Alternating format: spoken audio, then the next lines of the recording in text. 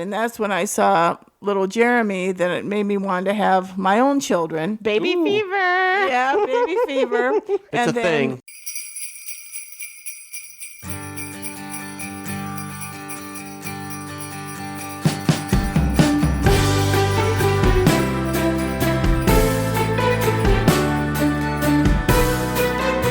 From the couple who put the Kris in Kris Kringle, the K2 Studios proudly presents a Christmas Extravaganza, brought to you by the world-famous Kris and Kristine Show.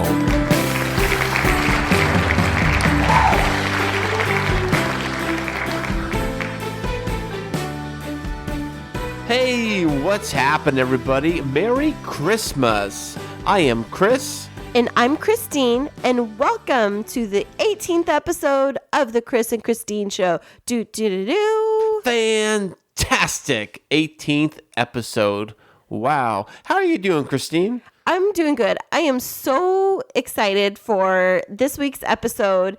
It is our Christmas extravaganza, and we kicked it off with a family Christmas tonight. Yes, we did. We had everybody over here. We had my family. We had Kristine's family over here come back down into town all the way from up north. Yeah, and we had all three boys. We had 14 people over here all evening, and it was, I'm not going to lie, I got a bit emotional. You did? I did. Not in a bad way. It's like, I was telling Kris earlier that, you know, we've talked about this before on the podcast. We've both had previous relationships, previous households. And one of the things in my past that I always had a dream of was being able to host family Christmas myself, because my mom always did it, or my sister always did it. And they're wonderful, wonderful hostesses. But in my past, my previous relationship, that person was opposed to us hosting in our own home. Why do you think you do that? I don't know. I don't want to get into it because I'm still on my holiday high. Okay. But when Kris and I were talking about Christmas coming up, I came up with this idea to do family Christmas here because all of our boys would be with us the weekend before. And last year we had our first Christmas together, and we just did like the five of us. We did Christmas presents one morning and like the Saturday before Christmas. And then we went to Benihana's for dinner. Oh, that's right. I remember that. That was our first one. And we went and looked at Christmas lights. And then this year, I told Kris, you know, I was a bit emotional because I'm not going to have my son with me on Christmas Day. He's going to be with his dad. And it's the first time ever in his life that I've not had him on Christmas Day. And I said to Kris, could we like do Christmas a couple days early, and we're going to act just like it's Christmas Day. And he's like, babe, whatever you want. Yes, do it. That's how I do it, because my work schedule, I always got to work like on Christmas. Mm-hmm. Usually if it's a day I'm working, I got to work it. So I've always kind of done Christmas on whatever the nearest day off would be. And that happened to be today, Saturday, and so we had the boys together, but we've been planning this for a couple weeks, and Kris was like, what do you want to do, Kristine? Whatever you want to do is totally fine. And he really was super open to me and my crazy ideas. So yes, we had present opening with our boys this morning, well, early afternoon, and then tonight all the family came over, and we had my family's traditional Christmas Eve dinner, which is tri-tip burritos and tamales. Ooh, yummy, yummy, yummy. My tummy. It was your first time having our tri-tip burritos. How'd you like them, Kris? They were fantastic. They were great. She did them in the crock pot, had the tortillas nice and warm. They were perfect. Yeah, you cooked them like all day, right? I did. It's my Aunt Robbie's recipe, and I don't know if she's listening. She's one of our top fans, but shout out. Yeah, she came up with that recipe back when I was like in junior high, and it's something that we've just kept in our family. Typically, you like bake the tri-tip burritos, but we had like a burrito bar, and then my mom brought homemade tamales, not from her, but from some of the ladies in the local church. Well, as far as anybody concerned, your mom made them. Yeah. But we had everybody set up at a big dinner table, and the Christmas tree was there, and Chris's nieces and his nephew were there, and his sister, and his parents, my parents, and I'm just on that holiday high tonight, babe. Oh, that's great. Yeah. Well, Merry Christmas to you, and a Merry Christmas to you out there in podcast land. Yeah, we know that we're approaching the holidays very quickly. We know that we have lots of different listeners from different walks of life. And so we just want to share a little bit about what we celebrate. Excuse me, what we celebrate. You. I have the hiccups. I did not drink that much, I promise. But we wanted to share what we celebrate and how we celebrate this holiday season, because we just appreciate you all listening and being part of our journey. Thank you guys so much. Thank you guys for listening. And don't forget to share, subscribe, listen, and repeat all over again next week. Because we keep plugging these out every single week. Yeah, we do. And tonight we have, I really believe it's an exceptional show. It's very special. We've worked really hard to put together a really great program for you all. We have fabulous guests that are waiting just outside the doors here of the K2 studios. And we are going to be bringing them in throughout this evening to share with you and to reminisce around some Christmas miracles and memories. And we're looking forward to bringing those to you right after this. The Kris and Kristine Show is now on Instagram at the K2 Show San Diego. Check out our latest pictures, videos, show teasers, and life updates on Instagram at the K2 Show San Diego.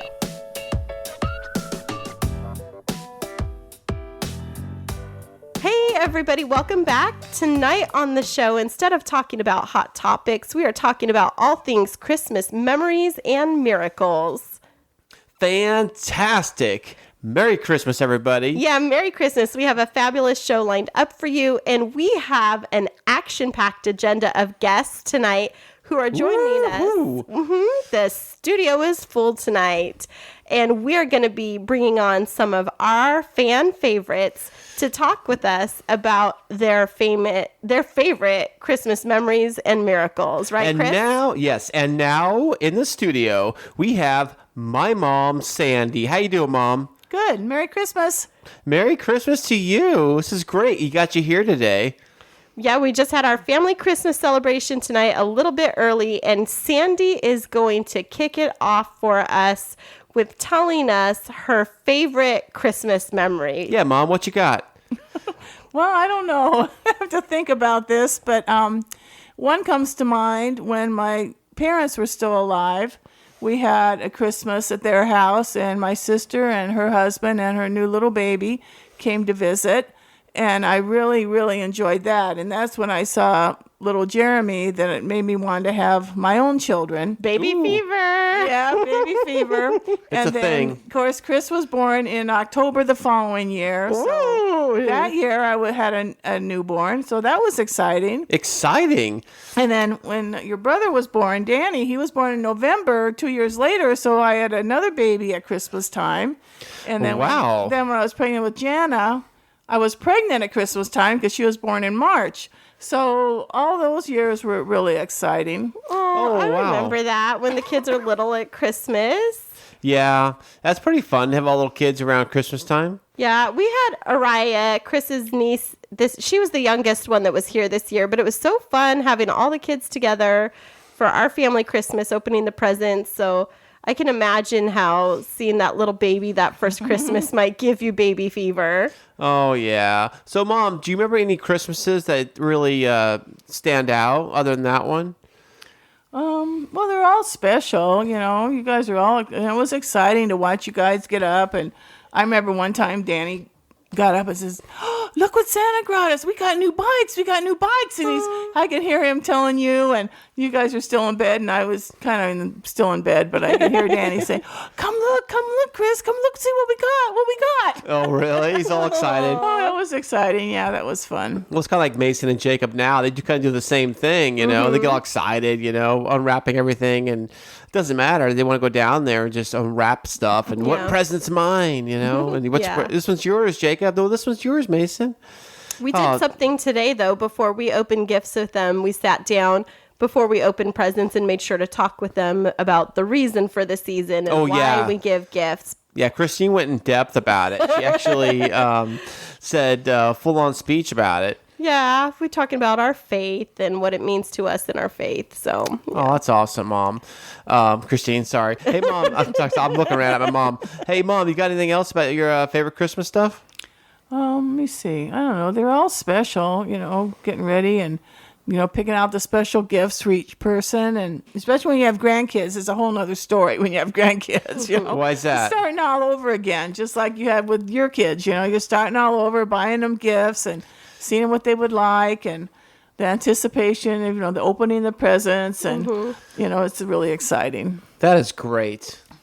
We love that. And I think you and I are very similar with that, where you like to put a lot of thought into gifts. And I can always tell, and I can tell when you're watching somebody open your gift, you get excited and you want to take pictures. And, you had the phone out tonight, didn't you, Mom? Yeah, I videotaped most of it. Oh, that's great. The kids, yeah. Because Braden likes to watch the videos, so I want to play them for him. Oh, he likes watching the videos? He loves watching his pictures of himself and videos and you know, seeing the kids open the gifts. He'll love that. So he was so happy tonight, you know, Braden.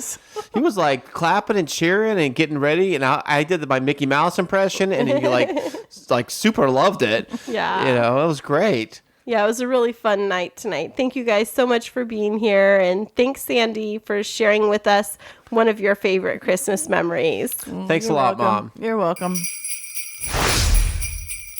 Okay, and we're back, and we have another special guest. Round 2, we have my dad, Fred. He is here up here in the studio, and he loves Christmas, but more importantly than Christmas, he loves Christmas trains. So, Dad, tell me about your train collection. Oh, okay. Well, I've got HO trains. I've got larger ones for the outdoor ones that are out in the yard. Okay. But every year we've always put up, as far as I can remember when I was a little tiny kid, we always put a train around the tree. Okay. That was pretty important. And when you guys were growing up, I think we did that every single year. Yeah, I remember we had an actual tree stand that had a train set built onto the train stand. It was like white. Do you remember that? No. I remember that. And it had I don't remember that. Usually the trains run around on the floor. Well, it was, but it was like the tree stand. It was like a big piece of like a plywood. It was Probably white. was plywood. It was white. It was plywood, and it had like a train track that you made. It went around in a circle, but crisscrossed at one point. And then it was a small train, not a bigger one. It's like a small gauge. I don't know what the gauges That's mean. so cute. But he had the actual tree stand for the tree to go in built onto it, and we had that. That was one of our things until we lost the train or something because the trains never showed up, but the train tracks were there. That's so cute. know. Fred, did you have trains when you were little around your Christmas tree? Yes, my brother, who was 10 years older than me and my dad, we were living up in Crestline, California. Crestline? And in the basement of that house, they had set up quite a large train layout. Now, I never saw it because by the time I came along 10 years later, we'd moved away from that, but I was always told about that. And they had, of course, kept all the trains. So when I was a little guy, you know, in Riverside, I was only, 4 or 5 or so, they would put the train around the tree every single year. Wow. And that was old Lionel type trains. And then as we got older, I had my own train for Christmas one year. That was really a great Christmas present. I had my own Lionel train set that my dad and mom gave me. Okay, So awesome. cool.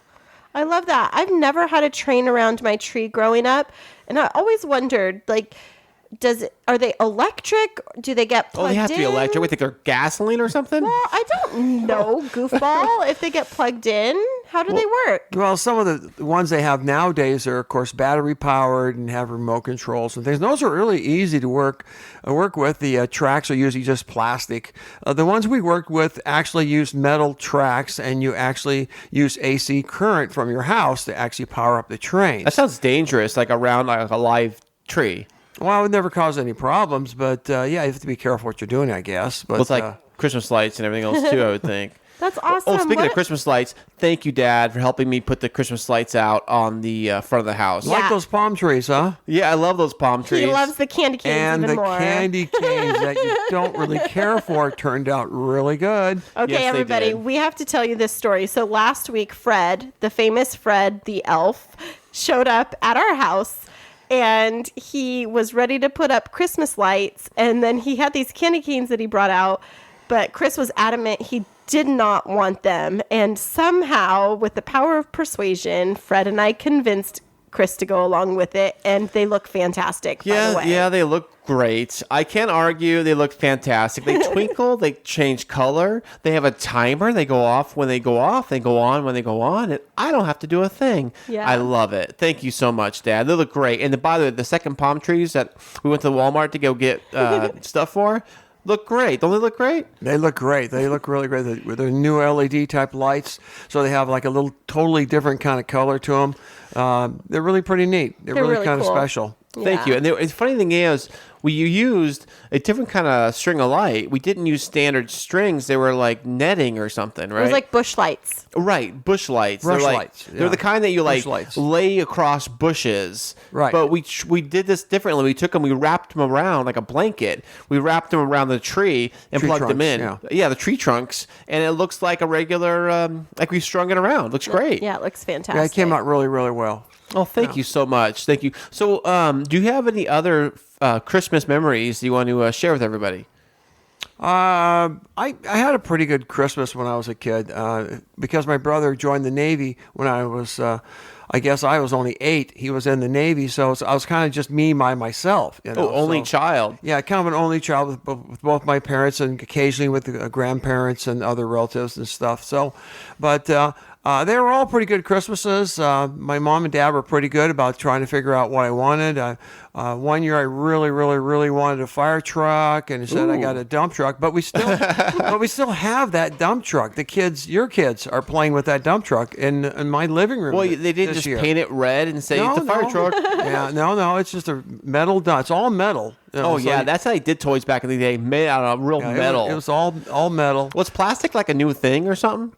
Well, plastic was considered to be a cheap toy at the time. You know. Oh, really? So Not most everything's of the plastic. toys were, and this is cast metal. It's not, the thin little metal. Oh, I know. I mean, I think it'll survive a nuclear war. Well, not quite, but it's the kids still play with it. You know, it's still got all 6 wheels on it, and it's the dump truck still dumps and everything. It's missing a door. I don't know where the door went to. It's been gone for 20 or 30, 50 years. Who knows? Who knows? Who knows? But that's fantastic. That's such a neat memory. Yes, it is. And Dad, thank you so much for coming up on here on the K2 Studios. What do you think of the studio set? I'm impressed, really. I tell you, the construction in this room, you guys just really got it put together here. So, not to mention all this electronics here. I'd be careful you don't trip over all these wires. This I is know. great. Don't spill your coffee. You know, I did that once already. Really, yeah. So thank you guys. Thank you so much. And Merry Christmas to you. Merry Christmas to you guys and all you people out there in Radio Land. And the fun in the studio continues tonight. Not only did we have Sandy and Fred, Kris's parents, but my amazing parents are joining us too. So in the studio, we have with us the one, the only, Larry. Hey, Larry. How you doing? I'm doing well. How are you? Great. Merry Christmas. Merry Christmas back at you. Thank you. Thank you. So my dad is here. My mom and dad came down all the way to San Diego to spend family Christmas with us. So first of all, thanks so much for driving all the way down and hauling your fifth wheel down here to spend time with us. The bill's in the mail. Perfect. And we are going to continue talking about Christmas memories and miracles. And so, Dad, I was wondering, do you have a Christmas memory that you'd like to share with all of our K2 crew? Well, I'll share it with you. I don't know if I wanted to, but I will anyway. Oh, wow. That's a real treat. Special. So when I was young, and I was young at one time, my daughter doesn't think so, but we were pretty poor for a long time. And then my dad, in the same company he was working for, got a huge promotion into a management position, and he bought a new house. And this is back in 1960. When houses were really expensive. They were right around $18,000. Oh, wow. And we're doing good before that. I mean, they couldn't even afford to put shoes on my feet to go to school. Even a neighbor bought me shoes for school because they didn't have money. So we didn't get much for Christmas when I was growing up. And then this one year, I think it was 1961 or 1962, my dad, or Santa Claus, let me put it back, Santa Claus surprised my brother and I with Royce Union 3-speed black bicycles. Oh, wow. That was huge back then. And just so people understand, in 1962, if you made $10,000 a year, you were like making a lot of money. That was like way up there. And my dad was making $8,000 to $10,000 a year, so he was able to afford to help his children out. So we had a new That's house great. in there, and that was a big change in their lives and our lives too. So that's my Christmas memory. Wow. Oh, So wow. it's like in 1 year or 1.5 years, In you 2 went years, in 2 not years. being able to put shoes on your feet to being able to give you a home, a house that they owned, A new house. and a bicycle, like a really nice bicycle. That's amazing. That is fantastic. Yeah, and a Royce Union bicycle was the like upper end bicycle to have. They've been making them since I think 1925, and they're still in business. So if you look on Really? the internet, Royce Union is still a popular bicycle. Shout out. Shout out Royce Union. And Kris just got his boys bikes for Christmas today and gave them to them. And so he knows he was hunting them down, and he Oh, ended yeah. up getting a really nice one for his oldest. And that was something special for you too, right? Right. It's a local company by the name of Haro.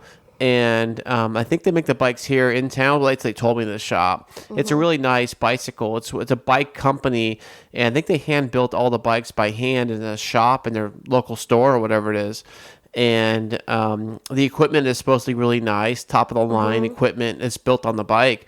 What they say it was like a 3-piece crank or something. I don't know. I don't know in that lingo, but it's really nice. So That's awesome. yeah, I like bikes too. I like taking the kids, have them go riding around bikes and things like that. So when I can. Did you have your Royce Union bike for a long time, Dad? You know, we lived there in Canoga Park, in San Fernando Valley for a while, and then we moved up north into Watsonville, where I was born, and back over to Kingsburg, California, and somehow I lost track of it in those days. Oh, Sounds That's like all you right. moved around a lot. Yep, about every 2 years we moved to a new place. He got moved around a lot, so was the bicycle? What size was it? Was it for kids or like it was like a 20-inch. Oh, It was 20 a inch tall tire? bike for a 10-year-old. I was about 10 years old when I got it, but I grew into it. So Okay, well the bikes the kids have now are all 20-inch. Yeah, same And, thing. but this was a taller bike. Oh right. Maybe 24, 26. I don't know. Oh, I wow. have no recollection. I remember my first bike. I got it for Christmas too. I didn't know how to ride it. Had the training wheels forever, and then I just kind of like, I don't know what happened. I just kind of worked my way up to not using training wheels. And I remember I could not stop the bike. I could get it going. I had somebody to push me get it going, and then I would ride around, and then I had to have somebody catch me because I would stop. I would crash into them because I didn't know how to stop the bike or get off the bike. That was how I got off the thing. I remember my dad taught me how to ride a bike. I remember him teaching me behind this house we lived on in Kingsburg. It was called our 6th Avenue house. And I remember having little tassels at the end of my bike and him holding me on the front and on the back while I had my training wheels and then taking them off and teaching me how to ride a bike. And so I think bikes hold a special memory for lots of kids. So I they get why do. that's a special memory for you, Dad. Oh, well, thank you so much, Larry, for sharing that. That was fantastic. So we look forward to having you on the show again in the future, and Merry Christmas to you. Thanks for having me, and Merry Christmas to you too. And we are back in the K2 studios with our fourth and final fabulous guest, my mom, the one, the only, the fantastically fabulous Arlene. Welcome to the studio, Mom. Thank you. It's been a long day. As I was saying in our last guest, my mom and dad drove hundreds of miles down Thousands of miles, wasn't it? Like millions of miles. of miles to be down with us here in Southern California. And I was sharing with my mom earlier that this is the first time that I've ever been able to host Christmas, and it's just been a really special day. And so thanks so much, Mom, for coming and cooking with me all day. Oh, you're welcome. Thank you. So we're talking memories and miracles. And Mom, I was wondering if you would share with us a Christmas memory or a Christmas miracle that you remember from your lifetime. Sure. Okay. All right. So I was probably about 6 years old, and I remember my brother and I walking home from school, and coming up to the house, there was 2 big cardboard boxes full of food, and then they had presents on the top. Oh, wow. And we were so excited. It was just like unbelievable that somebody would just leave that at our front door. And my dad had been out of work, and I believe he was out looking for a job because he was not home. And Mom was at a stay-at-home mom, and she was watching my little sister, but she'd have to walk us to school because in those days we walked about a mile and a half. Oh, wow. And you were Each 6 way. years old? Each 6 way. years, yes. Wow. But it wasn't barefoot. Oh, okay. It wasn't snowing either? No, it wasn't snowing. Sometimes it was uphill. raining. Uphill both ways? And I do remember that our shoes were really worn to where we had holes in the bottom. And I know my dad my mom gave my dad Tide boxes, and he would trace our shoes and put these little imprints on our cardboard inserts, I guess you would say, in our shoes. So I guess we were considered poor in those days, but we really didn't know that. Mm-hmm. And so when we came home to find these big boxes full of food and Christmas presents, we were so excited. What was inside of the boxes? What were the presents? Well, I know that I had a big doll, and my sister had a smaller doll, and my brother had a big Tonka truck, a huge Tonka truck that he still has to this day. Oh, wow. Yeah. And my doll she had kind of gray-white hair, and she was probably like at least 36 inches tall. Wow, that's a good-sized doll. Is that big? I have no idea. Yeah, it's like 3 feet. That's a big Oh, I guess doll. it is. For a doll? Well, wow. maybe 30 inches, not Okay. quite 3 feet. She was a big, tall doll. And she had the most beautiful dress on. And I named her after my favorite cousin. Her name was Ida. Ida. Ida. Oh. And you're going to see Ida tomorrow, aren't you? I am going to see my cousin Ida tomorrow On your way back? on our way back home. Yeah. Oh, that's fantastic. So when you got that box, I know that you were only 6 years old, but you obviously remember it and somebody being so generous. First of all, did you ever find out who it was? I believe it was somebody from the school had said something. And I don't know if it was the school or It was anonymous? it was anonymous Oh. or some organization. And I believe my brother had a pair of shoes in there as well. Oh, wow. Wow. Yeah. And how's that impacted you throughout your life? Because I know you've told me that story many times, and it stood out for me as a Christmas miracle. But what has it made you want to do in your life? as an adult growing up, realizing how blessed we are Yeah. Yeah. Yeah. and how unfortunate so many other people are. That we try to bless other people, not just at Christmas, but all year round, Yeah. Of course. and Yeah. provide different things. Yeah, I know that's something that you and Dad have taught us from a very young age, and it's not to give out of pity, but it's to give out of this remembrance of how much we have been given, and how just if we invest in somebody, even simple little things, how it can change lives, just like it did for you as a little girl at 6 years old. And now I don't know if everybody in podcast land knows this, but my parents travel the world as they can to go do medical brigades and to serve people in all different countries. And they've taught us from a very young age to always look to see how you can be a blessing to the life of others. And so I don't know if those people that left those boxes on your doorstep when you were 6 are listening right now, but I am sure that they would be so humbled to know that their gifts on your doorstep would change your life like they have. So thank you so much for using that miracle to be a miracle to others. And thank you so much for sharing that. That is very sweet and very heartfelt and very special. Thank you. Yeah, So you're Merry welcome. Christmas. Merry Christmas to everybody. Oh, thank you. The Kris and Kristine Show is available everywhere on Google Play with Google Podcasts, Spotify, SoundCloud, Apple Podcasts, YouTube, and iHeartRadio.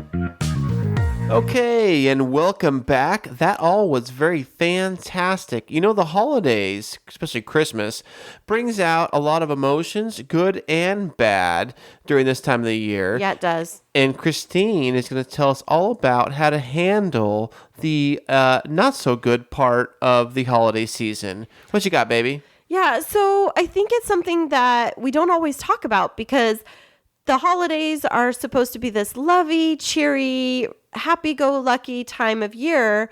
And for those that might be a bit overwhelmed with it, Right. it can make them feel a bit shameful or depressed. Shameful. Yeah, if they're going through a hard time. And so if you're the one that's trying to do everything perfect or trying to like keep it looking perfect, there's a very big chance that right about now, as we're building up to Christmas, that you're feeling like you're on the verge of burnout. Oh, yeah. I can imagine that. Yeah, I mean, think of that. The dad that's working all these long hours and trying to stay up late, putting together presents and podcast. Right. And trying to make everything perfect. Or the mom who's just not able to get everything done and is feeling like she's inadequate and the tree's not decorated and all she really wants to do is be in pajamas. All of those things bundled up can result in holiday burnout. And so we have tips on how to recognize it and how to get help. Ooh, what you got? All right. So the first tip in recognizing holiday burnout is you have this ongoing feeling that you're overextended. Do you ever feel like that, Kris? Yeah, I think so. That means like you're actually saying yes to everybody. Like, yeah, I'll do this. Yeah, I'll do that. I'll help out over there. Oh, I'll make you cookies. Oh, I can bake over Right. there. Oh, I can donate this. Or I can be there for that. Yeah. Actually, you know, my tip to do that is don't volunteer for anything, and you're fine. Well, you know? for those people that's not really an option because they have to show up for their family, they can tend to feel drained and overwhelmed and exhausted by all the obligations. So for those that are feeling just as tired in the morning as when they went to bed, one important thing to remember is to set a boundary and say no to at least one of the things on your list. It doesn't have to be everything, but find a way to say no to one thing. Perfect. Check that off. That's an easy one to do. I mean, Just say no. Maybe say it no. means that you can't take cookies to your daughter's cousins, uncles, brothers, holiday party, whatever it is. Check that off the list. Yep. Number 2, ways of recognizing holiday burnout. You have a distant or cold outlook towards activities. Like you can feel distant or cold towards your friends. You might start to be a little bit more introverted and feel safer to be indifferent while at a holiday party. And you find yourself becoming extremely cynical. Really? Yeah, like you're If at I the knew what that holiday meant, party and like all these people are around you and you rather just not get into small talk with them. And in your mind, you're like, oh my gosh, that person is so blah, blah, blah, blah, You know, blah. I used to be that person. I would be like, let's get me out of here. You know, I don't even want to be here. These people are having fun. I'm not really having fun. You know, just, ugh. Yeah, so that's recognizing holiday burnout. So if that's the case, it's okay to say you need to go. Rather than being there and torturing yourself, it's okay to say you have to head home or to find a safe friend to take with you. But those are things to help with holiday burnout. Okay. Okay, number 3, a way to recognize holiday burnout is you feel ineffective while at parties or with family and friends. Like It kind of goes to the first one. You just yeah, said, last you've lost one. confidence. You feel inadequate. It's become difficult to think positively about the holidays, and you just don't feel a personal sense of accomplishment about your work.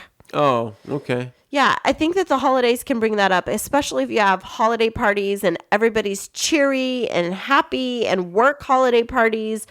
It's easy for others to just get lost in the holiday season, and for some, it just makes them feel like that's yet one more area of their life they don't have dialed in. Oh, it's all about like showing and like you have your stuff together, but you really don't on the inside. You have to Right. pretend, and some people don't like pretending that much because the inner hurt does start to surface. Yeah, so if you're going through that, again, it's okay to not attend the party, or it's okay to not be okay. It's okay to set a boundary and not have to go. And we're not saying be a complete introvert, but self-care is important. When you're burnt out, it means you need to dial it back and get some rest, right, Kris? Exactly. All right. And then item number 4 on the list, the last one, is you may engage in unusual behavior such as excessive drinking or things that you normally wouldn't at the holiday. What? Like Yeah. tell your boss off or something like that if you're doing too much? And so sometimes people, when they're feeling that they have holiday burnout, they don't hold appropriate boundaries, and they What do you might mean by that? Like, boundaries? they might not remember that maybe going to the holiday party for your work and stopping after 2 drinks versus 17 is a good idea. Right. Right? There was this video I remember a long time ago on YouTube. The video is probably like 20 years old, and somebody, I don't know if it was script or if it was real, but this girl was like at this holiday party, and she's like, you know, so-and-so the boss, he has his cheap beer and his cheap wine, and he's so cheap. He doesn't give us raises. He's so cheap. I can't stand him. And she's at the holiday party, and the boss like walks around her and taps her on the shoulder like, hey, Missy, are you enjoying yourself at this holiday party? Yeah. Right. And so typically that young lady might not have engaged in that kind of behavior, but in certain circumstances, especially if you're feeling overextended, you might overindulge, and you might have a little bit more nog than egg in the eggnog. And so this is just a reminder, friends, to practice self-care during the holidays as you are navigating through those last couple holiday parties leading up to Christmas and then gearing up for New Year's, to give yourself permission to say no, set boundaries, and also to remember that just because it happens at a work holiday party doesn't mean it stays at the work holiday party. What you do there will follow you. So be careful, Right. friends. It might follow you on your resume. Yeah, To definitely. that next job. Right. And so our hope for you is that you don't experience burnout this holiday season, but instead that you can help find a little bit of that holiday happy, dig down deep, and find yourself some cheer to keep with you all year. Right, Kris? Amen, sister. That was well said. Merry Christmas and Happy New Year and all that fun stuff. Yeah. And folks, we don't have a would you rather. We instead have a fun little closing this week that we're going to share with you. And we just want to thank you yet again for joining us week after week.